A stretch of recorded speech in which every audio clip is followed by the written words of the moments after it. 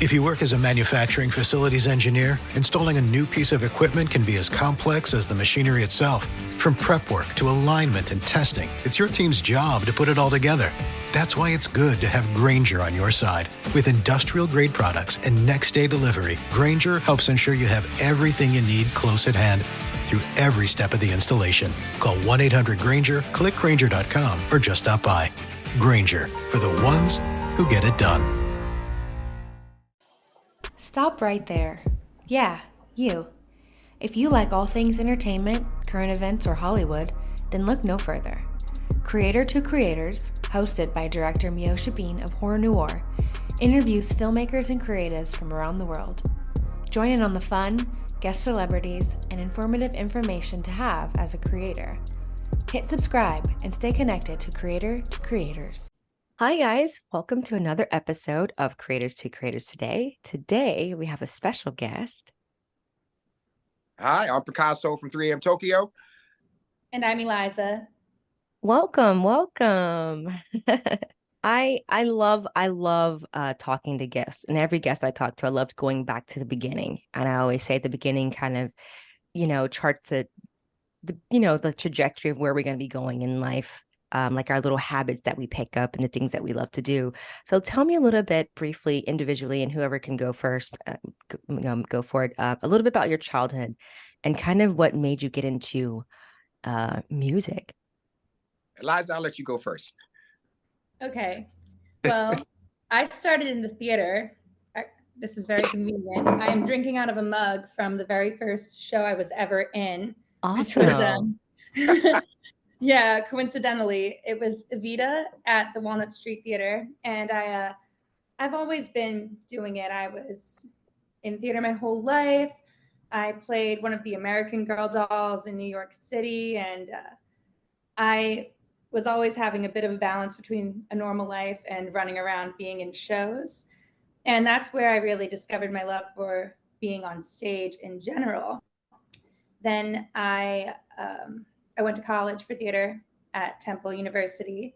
And after I graduated, I ended up actually going and singing in bands. I wound up in a wedding band for a little while. Nice. And then after a few years with the wedding band, I found my way to 3AM Tokyo. Awesome. I love that. That was short and sweet. Yeah. I mean, I could go into more detail, but we don't, Oh, yeah. It's too much. Yes. So for me, I kind of started out as I'm gonna keep it short and sweet too, as a dancer, for some hip hop artists back in the day. As I was growing up, I was always in love with dancing and music, and the same thing Eliza was into, just being on stage since I was like 6 or 7. It was my first stage appearance, and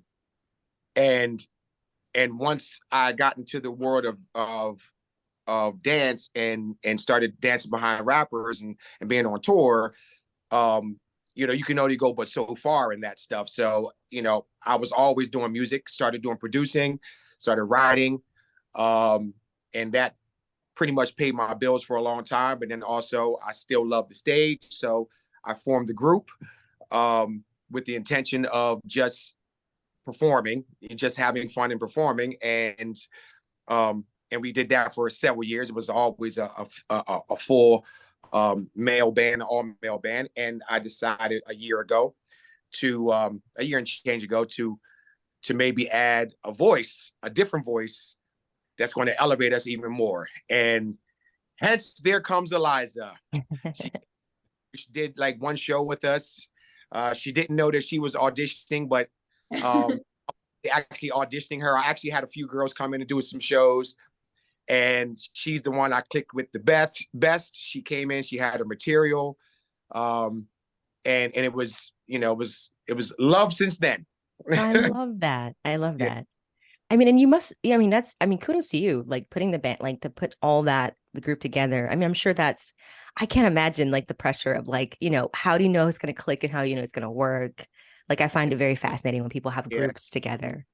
It's hard dealing with multiple emotions and multiple personalities, but you get to know people, kind of, you get to know what to say, what not to say, or when to say it, when not to say it. You kind of get to know those people, and then, you just, because it's really all about, when it comes down to it, it's really about the people that come out to see you and about the music. It's really not about yourself. Mhm. You get self-fulfillment from being on stage and singing, and we getting paid for it. I mean, Yeah. what better can you can't say nothing better than that. So like, you just kind of learn and navigate how to deal with several different emotions at the same time, or several different personalities at the same time. Wow, Yeah. that's awesome. Your own. No, that's really, really cool. Let's talk a little bit about your single. Like, I really like it. It's fun. I was like, oh, I played it around the house. I was like, okay, I was getting into it. That was really fun. That's good. Oh, thank you. So tell me about the process. Like, I love hearing like, when something like a body of work comes together like that, and I just imagine like what was that like? It's down to like making the beat and then what you're going to talk about, the subject matter and all of that. Oh yeah, we did all that. Go ahead, Eliza. Yeah, so Picasso had the beat already. He had an idea for this song that he told me about months before we ever even started to consider actually making it. And he had this original concept for it, and he said, I have this song, and it's gonna be, oh boy, you make me feel like whoa. And I was like, okay, well, we'll run with that. That's what he said. And then we were opening up for Flo Rida, and I was like, Picasso, if we're going to open up for Flo Rida, I feel like we should have something new instead of just bringing back stuff that we've had forever. And it was the first new song since I'd joined the band. So he said, okay. And then we did it really quickly. I mean, really, I went up there to Picasso's place up by New York and recorded my part. We wrote it all there on the spot that day. Went home. Then, about a day later, Picasso sent me the rest of the song with all of his stuff crap. on it. Wow. And yeah. And then I don't know what you did after that, but Yeah, it was fast. Nick mastered it. It was definitely, yeah, it was fast. That's pretty incredible. So you like you Jay-Z'd it, you just go into the booth and you just like that. To be honest with you, I did a couple versions of it, because once the hook was on there, all I had to do was just like get that vibe, and I was like, okay, well, I did it.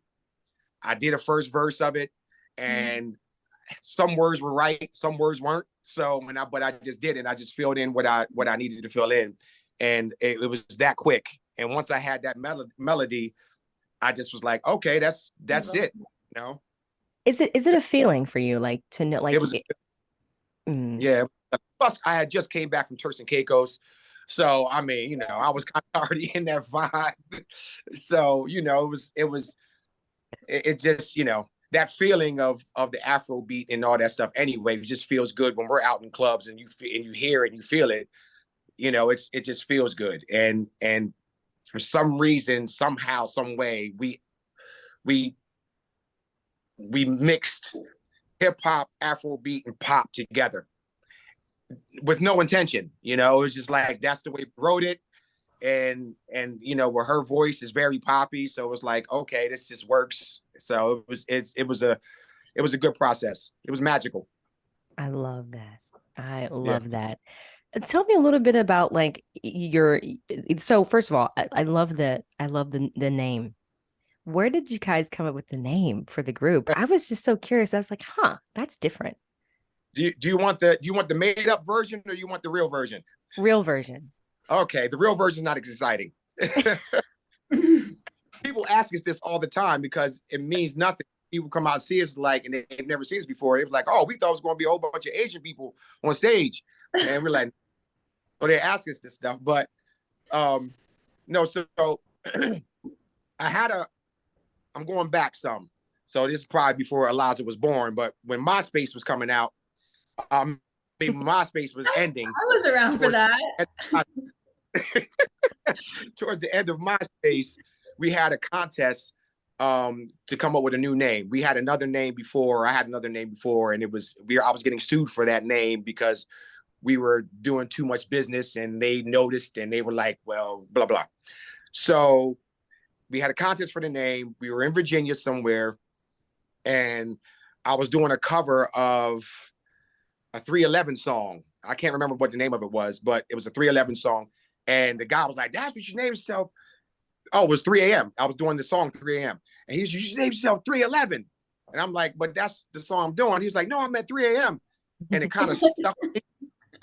It did. It stuck with me for a little bit. And so I'm like, oh, yeah, we're crazy. 3 a.m. is the witching hour, blah, blah, blah. It made sense. 3 a.m. It kind of rolled off the tongue. Then there was a group out in California called 3 a.m. So I'm sitting behind stage somewhere in Delaware, and I see written on the wall, Tokyo. And I'm like, I'm going to throw Tokyo on the back of it. And that was it. That's the real cool version. It's not as exciting as the one we tell. And we like, oh, yeah, we were in Japan and we hung out and it was crazy. And we said Tokyo at 3 a.m. in the morning. No, that's not how it No, I love that. That's really cool. No, that's really, really awesome. I was gonna say, so as the only female in the group, how does it feel like just to bring that feminine energy and just like you're being your own and your own, like, and you carry it well. Talk about that. Were you nervous when you first got the, like, just being a part of the group, and like how do you feel now being, I mean, I'm sure you guys seem super comfortable and like you guys vibe so well. I could just feel the energy now. Honestly, it was really exciting for me. I don't know if I was nervous, but I definitely had adrenaline because even though I loved it, every project I'd ever been in before, I was never the only girl. So I never got to really do all the songs I wanted to do. And I was kind of itching for that. And then when the opportunity presented itself, I was like, oh yeah, I'm going. And it's really exciting. And I like being the only girl. I think it's fun. I really do. I like being the only girl, but not being the only person, because then on stage I also get to take breaks sometimes. It's like I'm not singing everything. It's not as difficult as doing the entire show. It's not like I'm by myself. Yeah. Right. But yeah, I do like doing all the girls' songs. It's really, really fun. I think that's really cool because I can imagine, like, I'm sure, like, individually you guys have your own thing, but like to merge it together, I just always find that very fascinating. And then, nowadays, like groups, it's rare to see groups, together, and it's really nice to see and refreshing to see groups that are together. So kudos to you guys. So you said you opened up for Flo Rida. Now he's from Florida, if I'm not mistaken, right? Like I'm from Florida as well. I'm from Tokyo. Might be, I don't know. So how was that experience? Like what was that feeling like? It was good. It was awesome. He has tons and tons of hits, and his demographic spans pretty much everybody. So it was good for us to go in and do a multiple types of songs and do our new single and everybody that was there to see him. I mean, we had people there to see us as well, but of course he had 95% of everybody to see him. But doing the new song, it came across really, really well, and everybody enjoyed it, and everybody, clapped, because we ended with that one. Nice. It was a rainy night, but people stayed, so that was good. So it seemed like people enjoyed it. So it was a good thing. Nice. Because I can't imagine, like it must be a testament to like to you, right? You feel like, okay, we are doing something right to open up for someone such a big artist. Like I feel like even my career being in the film side, when I got to work with Jordan Peele, I was like, okay, I'm on the right track. Like it's a feeling of like validation of like the hard work does pay off. So I think that's awesome. That's really, really cool. So I like asking this question. There's no wrong answer, but the 3 levels of influence. money, power, and respect. And if you could choose one of those things, which one would you choose and why? Ooh. Oof. I'm going to go with power. I And, like that. Okay. I'm a Virgo, Mm. so kind of fits me. I'm always one that's ready to lead. In pretty much everything that I do, I can sit back and I can take direction and listen, and then lead when it's my time. And I think with power comes the money and comes the respect. You can earn the respect. You don't, there's some people with power that has no respect, but if you do it right, you can earn the respect. So, but with power, I know definitely comes the money. We all need the money, but I think power would be mine. That's great. What about you? That's a hard choice. Part of me It is. wants to say money, but I feel like realistically, from the day to day, I'd rather have respect. Mm, Because a lot of the time people don't know if you have money or not or anything when you're going through your day-to-day life. But if everyone treats you with respect, I don't know. I just think it's a better way to live. I like that. I would want to be respected, because then I don't know, if you have like a lot of power or a lot of money and people don't respect you, it's kind of like, I don't know, it's kind of in vain. I It's kind of see. in vain. I don't And know. that happens. Yeah. But I do agree with Picasso though, because he made me think, because it's like if you do have power and money, you can kind of sway people to respect you anyway. But So you can earn the respect. You can yeah, earn it's it. kind of like a chicken or the egg question. Yeah, that's a hard question. Like, what can you harness to get the other two? I don't know. Right. Right. Right. That Yeah. that's a good question. It Thank is. you. Thank you. I love hearing everyone's answers. It's always good to hear. No, great answers, really. Both great answers. I don't think there's a wrong, there's like not like the right one. I think everyone it's like it's all about your individual, thing. What do you Right. pick? I would go with power as well because Yeah. um, I don't need anyone to respect me, and I'm not going to meet all the people that follow me ever, right? I think with power, I can actually get things done that that need to actually change in the world. I think without that, you Yeah. can't move anything, the needle. And I think, yeah, it's like Jay-Z, I don't think a lot of people like have to respect the man, but the man you can't help, but the guy is powerful. He moves however he moves. Yes, he So makes it happen. yeah. I Right. might change my answer. No. I might. That's true. Yeah. So that's what I would do. I was gonna say like with music, and I'm sure it's kind of difficult like to get your work out there, your body of work with it, because it's such a saturated, there's so many artists out there.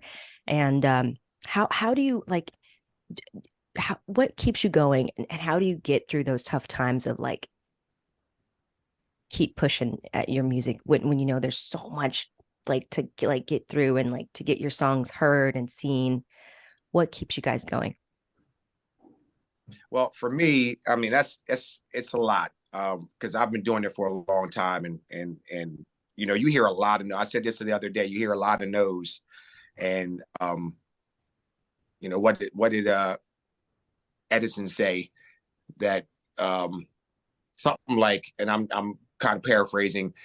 It took 2,000 times for him to figure out how the element actually works. So it takes a lot of, when you're in this business, and I say this all the time to people, friends that I've grown up with, when you're in this business, whether it be anything with the arts, it's nonstop hustle. You've got to keep it going no matter what. And it sometimes, most of the time, it takes a long time. And, people that I grew up with is like, oh, why you haven't blown up to Jay-Z level yet? Well, that's okay, but I'm working, and I'm feeding my family doing the stuff that I love, Mhm. and in our business, there's so many no's. You just have to keep working towards those yeses, and those yeses pile up. And the more times the yeses pile up, I mean, you get more and more opportunities, and you just got to, you can't let anybody just bring you down. And that's where most of the people that are in our industry fail, is they listen to all the people that's not really actually helping them out. You know, they're actually keeping them down. You know, so that's what my thing would say. I would say that. Yeah. I totally agree with that. Yeah, I totally agree. And that's the thing too. I mean, you go through life, not everyone is going to believe in you. And that's just a fact, because, you know, it's not like math. Everything is subjective here, and someone is going to think you're great. Somebody else is going to think you suck. And that's just what it is. Then there are a lot of people who are just going to be indifferent as well. And you kind of can't worry about it. You have to almost do a lot of things in a way for yourself, and based off if you think it's good, if you think it's cool, if you like it. And you have to also really believe in yourself, because if you don't believe in yourself, why should anyone else? And that's just really, I think that goes for anything in life, not even just this, anything. Yeah. I agree. Yeah, no, you're right. If you don't believe it, then why would anybody else believe that? Exactly. Yeah, you almost have to trick people into it. And right. be like, you're so great. Absolutely. Yeah, no, I'm just curious of that, because I always wonder, like, I know the film world for myself, it's a difficult thing, you know, because I started out doing cinematography as a female cinematographer, turning director. It's you know, working with a lot of males in the business. It's can be a very pressing, but you know, I think at the end of the day, like, you love what you do, you're not going to stop doing it. So, right. You know, it's like, it's a life thing. You're sold out to it. You're married to the game, as they say. That's yeah. A little fun question. So if you could be managed by any music artist, living or dead, who would you let manage you, and why? Living or dead? Living or dead, anyone. Oh man, I know it's tough. It's a tough one. Yeah. I'm going to go with my first impulse on this one. Ooh. And I would say Taylor Swift, because that girl knows what she is doing. Yeah, she does. So Taylor Swift. Oh. She is genius. She puts Easter eggs in everything. That girl has she has things and surprises planned out for her fans that keep them guessing and on their toes. I mean, for years in advance. She's so smart. She's so smart. Yeah, she is. Definitely her. That's a good one. I like that one. I'm going to go with my gut as well. And this is going to be off the wall, but I'm going to say Vandross. Oh, nice. That's because I'm going to tell you this, because he's the man that made me want to sing. Wow. I'm serious. He's the one. He's the one that my mom turned me on to. And, you know, the one person that I always wanted to meet. And thank God we did meet, you know, once in an elevator at the studio in New York. Love it. I love that. And we had a nice little discussion all the way down, and you know, and out to the car, and that was but he was the one that made me want to go from dancing when I was a kid into singing. He's the one. Nice. You know, I'm going with my gut on that one. I don't know if it's good as a manager, but still, I'll just be around him. You know, just me being around him would be great. That's cool. I love that story. That's awesome. An elevator. Oh, I love those moments. Don't you love those, like, those really spontaneous moments in your career? You're like, what? Did that just happen? Yeah. We're coming off the elevator. We're actually coming from the Studio 54 studios that were there at the time in Sony, and he was coming down. I guess he was coming down from the top floor. We were on the whatever, you know, floor, and he got on. And you know how you always say, if I ever meet somebody, what would you say? And all that stuff. Right. You know, had a lot of people. I've been around tons and tons of people, you know, but when he walked on that elevator, I said, "Hey, Luth, and just froze until he started talking about his album. And then that opened me up. And then we started talking about, his last album, what inspired me, blah, blah, blah. We had a nice conversation. So that's the one. I love that. I have one elevator story, and I think it's one of the most randoms. I met Liza Minnelli on an elevator at Soho House in California one night, coming from a meeting, and I looked over. I was like, "This is freaking Liza Minnelli! What the heck?" And she had her fur coat on, and she was just like a diva, but very, very lovely. And I think I remember just her smell as she walked there. I was like, that's Liza Minnelli. Like, she was so sweet. It was the most random. Nice. I love those moments. Wow. What advice would you guys give to an artist or someone that wants to get into music? What advice would you give? Go ahead, Eliza. You have great advice. I do. Somebody brand new.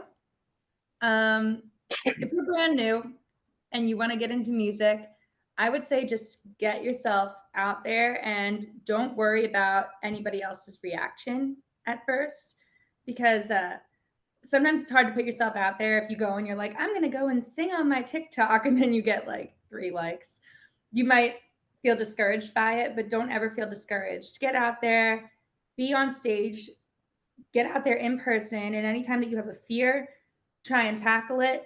If you're afraid of getting up in front of people, go do it. If you're afraid of certain sizes of crowds or what people may think, go do it. Because, in those times when you feel there's a conflict or that you need to push and you're scared, that's where you really grow. And that's where everything seems smaller and you start to get better and better. And then eventually something will happen for you. You might not know what or where or how, but something will come your way if you just stick with it. Love that. I agree. I agree. That. Well, thank you guys for coming on. It was a pleasure. Thank you for having us. Yeah. Where can people find you guys on social media? So I'm one answer. 3amtokyo.com. That's it. Because I heard it here first. Go there on your phone or on the computer, all the social medias, all the links, all the YouTube, it's right there. All our schedule where we're playing, everything is just right there. And you can just click, go wherever you want to go and enjoy all the videos. Yes. So Thank you. And my suggestion to all your music industry people, movie industry people, which I got a lot of you friends out there in LA. If you're watching this, use our song in your TikTok and Reels. That's it. Do whatever you need to do and use the song. Whoa, 3 a.m. Tokyo. This is your boy Picasso. That all rhymed by the time, by the I love it. Use it. I gotta get back on TikTok. I gotta figure out how to do that stuff. You're on Instagram. I'll follow you. Okay, yeah, I'll do an Instagram thing. I'll do it. I'll use it. I'll do it. On the Reels. Yeah, I'll definitely use it on the reel. I'll definitely use it. Thank you so much. You guys are amazing. Wishing you all the best, and thank you all for listening. And always remember to live, love, laugh. We'll see you guys next time. Bye.